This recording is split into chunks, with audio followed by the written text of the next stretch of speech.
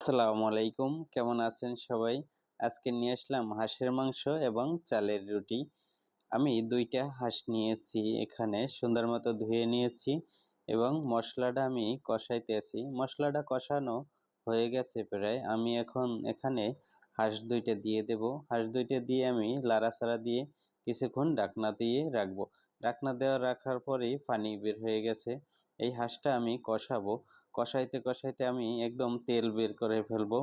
তেল বের হওয়ার পরে এই তেলের উপরে কষাইতে হবে প্রায় ০.৫ ঘন্টা। তারপর একটু পানি দিয়ে আবার দমে রেখে আবার কষাবো। এই কষানোর উপরে আমার হাঁস অর্ধেক সেদ্ধ হয়ে যাবে।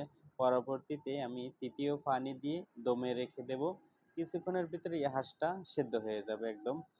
আমার হাঁসটা এখন পানি দিয়ে দিছিলাম, হয়ে গেছে। এখন আমার চালের রুটি বানানোর পালা। অবশ্য আমি এখানে চালের রুটিটা খামির করে দেব। রুটিটা আমি বানাবো না, বানাবে অন্যজনে। খামিরটা হয়ে গেছে। এখানে রুটিটা বেলতেছে কত সুন্দর দেখেন। অবশ্য রুটি বেলাও আমাদের প্রায় শেষ পর্যায়ে। এখন ভাজার পালা। রুটিটা অনেক সুন্দর হয়েছে অলরেডি। ভাজাও প্রায় শেষ আমাদের। হ্যাঁ? তোমরা চলে এসো, খাওয়া হবে। আল্লাহ হাফেজ। দেখা হবে পরের কোনো উপলক্ষে।